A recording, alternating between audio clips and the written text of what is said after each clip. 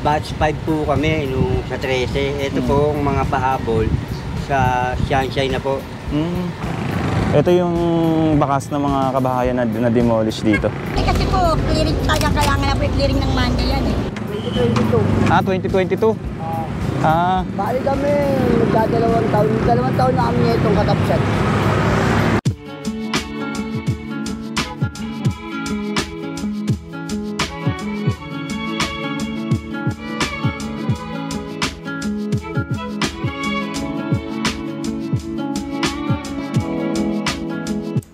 Ito ang Kapulong Bridge na matatagpuan dito sa C2 Road, Tondo, Manila.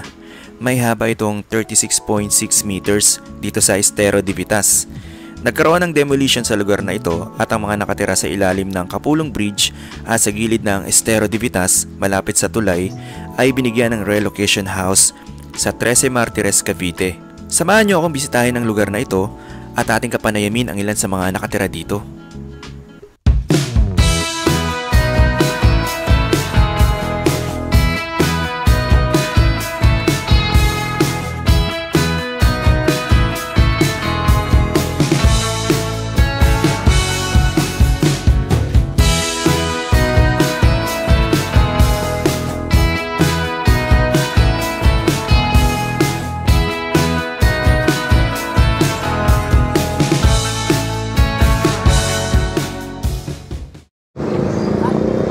Okay, so nandito tayo ngayon sa may Kapulong Bridge. At ito nga, makikita natin yung bakas ng mga na-demolish ng mga kabahayan dito. So nandito tayo sa may gitnang parte. Dito makikita natin may mga kahoy pa dyan. Tapos may ilang mga gamit pa rito sa gitna nitong Kapulong Bridge. Na ito yung mga bahay na na-demolish dito. Kailan pa na-demolish ito, sir? 17-18. Ito yung nauna daw? Tapos yung sumunod yon? Last year pa to na-demolish?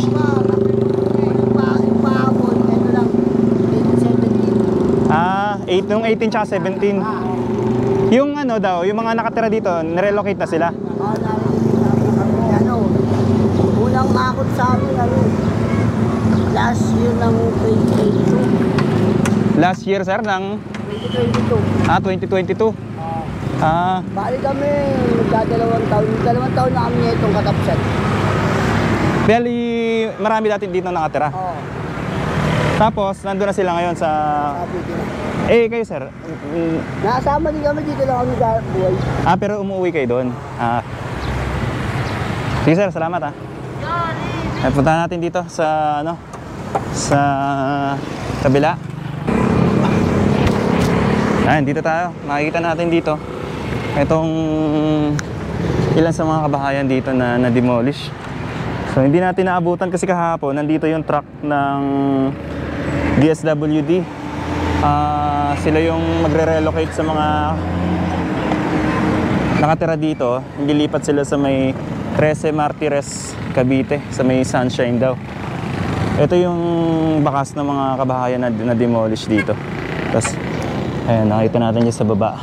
So ang plano pala dito, kapag na clear na to dito, itutuloy na yung paglalagay ng fence. Makikita natin dyan sa kabila may fence.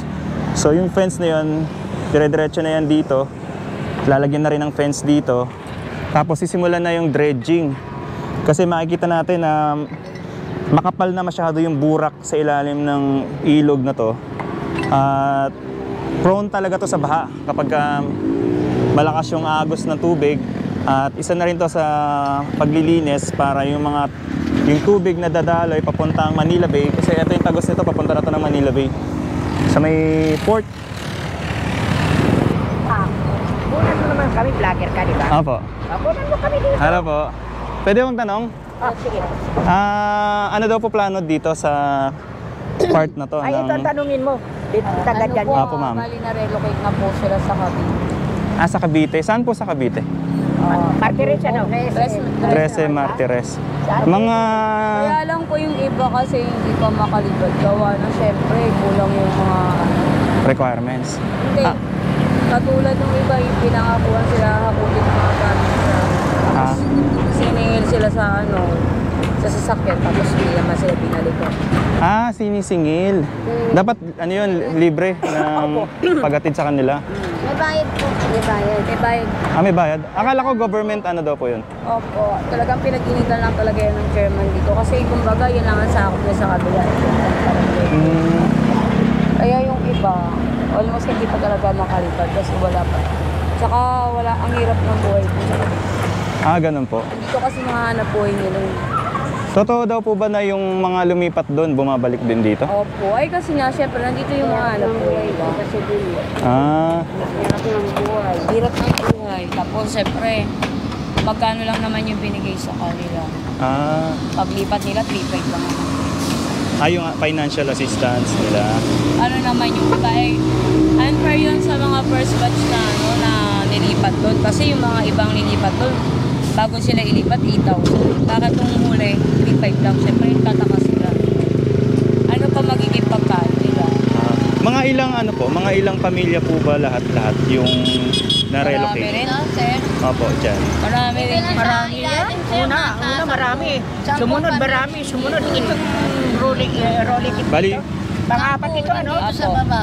10. Pang-apat ito eh. Pwede ka naman bumaba din, kuya, para makasama yun. saan po, ma'am? Dyan, saan? Sa baba. Bali, ilang batch po? Bye-bye. Sige po, Ano po salamat. yung Thank you, ah. Ah, thank you po, sige po. Makikita na kami sa video. Apo. Say. Ah, may daan pa po dyan sa baba. Ayan, baba tayo. Tingnan natin yung daan dito. Ah, so ilalim na talaga ng tulay ito. Lalim po lang. Ate lang. Say hi ka. Hoy. Good afternoon po. Hi ka sa vlog. Ayan po, dyan po sila naglalaba. Ah, bali sila rin po ba na-relocate na o ano? Opo. Na-relocate na po yan sila. Ah, so bali mas pinili nilang bumalik dito? Opo, kasi nga po ano eh. Walang ang mahirap yung buhay nila ron. nandito po kasi. Ah, okay. Eh, si Ate Inang. Hello Siya po, po, magandang tanod siya hapon. ng barangay Ah. 150. Tumayo ka naman dito. At, Gusto po. Ito. Ako po kasi na 150 to, sir. Ah, ang ano po, ilang bali bago po nagkaroon ng demolition, gaano na po katagal yung proseso ng ano ng di ba syempre aabisuhan muna kayo, ganun. Opo. Bali ilang years po 'yun na ano, Nagsimula po kasi itong babae 2013. 2013. Ah. So yung iba po matagal na nakaalis o naka Nung bali 1 year na po kasi kami. Bali, ano nga, 2023 po? 2024. 23, 22. Starting po ng 2020, Ah, 2021 po, nagsimula po ma-relocate po yung mga taga rito. ano raw po ang plano dito sa ilog? Bakit ano? Ang ano po kasi po dito, i-widening po yung ilog, sir, lalaliman po yun. Ah, lalalim. Bali magkakaroon ng dredging. Opo, lalaliman po yan, tapos gagawin din po kasi yung pumping sa dulo. Ah, sa dulo. Opo. Ah. Tapos, yun po, kanuhan din po yan. So, I-clearing yun dito po. Yung mga basura. Ah. Kasi kung totoo po talaga yan, naliliguan pa yan dati. Ay, sir. Sige po, sige. Naliliguan po yan dati. Ah, dati po, Nalalabahan pa yan. mga nakarang dekada. Opo. Kasi halos dito na rin kami lumaki. Tapos siya nadadaanan pa siya ng pagoda. Ah, so ibig sabihin dati malalim po to. Yung Malinaw po, hindi naman kalaliman pero naliliguan po talaga siya. Ah, okay. Natalo ng mga bata. Pero pag ito, sir, talaga totally as in, wala na pong tao rito. Iki-cleaning na po yun. Ano po yan? Lalagyan po na po yan ng Bakod. Fence. Opo. Ah, so katulad sa kabila, magkakaroon na po. Opo. Eh kayo po, anong plano niyo pagka binakura na po ito? Kaya po, sabi ko ba, di ka na po makakabalik po dito kasi po talagang may bakod na po talaga. Ah, so magre-rent na lang po kayo ng Ang kasi po yung trabaho nga po yung iba dito. Apo. Kung ang gawa po kasi Sa Monday, bali, deadline niyo na po dito. kasi po, clearing talaga kailangan na po yung clearing ng Monday yan eh. Ah, so bali makiklear na po dito sa ano? Opo. Kasi Monday po, 17-18 po kasi yung huling lipat eh. Apo. Ibig sabihin na Huwebes, Friday, Sabado, Linggo, Baka yun po yung pinakana para po lahat po ng mga dapat natin makuha. Opo. Makukuha at mabibenta po. Mapapakinabangan Ano pa. yung hindi na po, yun po yung ano po ng mga ng DPS na po. So ikakarga na nila yun sa Opo. truck. Kaya po lahat dapat, wala na pong matitirang gamit po dyan. Ayan. So ito yung mga bahay dito, makikita natin. Ito yung mga troso, yung mga kahoy, yung nagiba na bahay nila dito. Tapos, ayan, tingnan natin dito, akit tayo rito. Ayan. So marami-rami ring mga bahay yung na, ano dito, na giba. Tapos hanggang doon sa dulo. So lalagyan na raw to ng fence. Pag natapos na to, tapos sisimulan na yung dredging. Ayan dito. Doon naman sa dulo yung pumping station, nakikita nyo doon sa dulo. Yung Vitas pumping station ng MMDA. Banda ron. Nalipat na po kami nung first batch 5 po kami nung sa 13. Ito pong mga pahabol sa Sunshine na po. Sunshine 13 Masters. Nung una, Webes, first batch. Nung Biyernes, second batch. Kaya nandun po sila. Itong mga natitirang may mga gamit dito, yung iba nagbenta na ng bahay. Yung binigay sa kanilang relocation? Sa 13 po, oo. Binenta nila yung ano? Oo, sa hirap po ng buhay. Ipit eh. Pero may ano na sana sila doon? May lilipatan Bahay, na talaga opo. sila doon? Sa hirap po ng buhay, lumuluwas yung tao dito para maghanap buhay po. Sa Sunshine po yun, ano? Opo, yung pangapahabol. Bali, yung iba ayaw nilang lumipat doon sa ano kasi nalalayuan Oo, sila. layo po. Mas gusto nila dito. Bali, mangungupahan na lang po sila. Opo, yung mga, siguro po yung mga nagbenta ng bahay. Pero yung iba, pumayag naman. Bali, doon na sila, lilipat na sila. Talagang titignan yung muna nila kung anong buhay doon. Subukan nila eh. Susubukan nila kung Subukan kakayanin nila eh, nila. talagang kung ano, baka ganun din, bebenta rin sila siguro ng bahay para talagang mahirap. Siguro pag nabenta, mangungupahan na lang sila dito, nandito po yung hanap buhay. So matagal na po yan sila inabisuhan na ano? Opo, na nag-abid mo yung bawat isa ng requirements, sinihan po sila. Ngayon, nakatakda po niya ang ganitong buwan. Kaya napupuspon ko kasi sa eskwelahan eh. Mga nag-aaral na bata. Opo. Pinayagan dapat ng March pa eh. Kasi po may nagreklamo na baka po pwede po April na lang po kasi mga bata bakasyon na. Opo.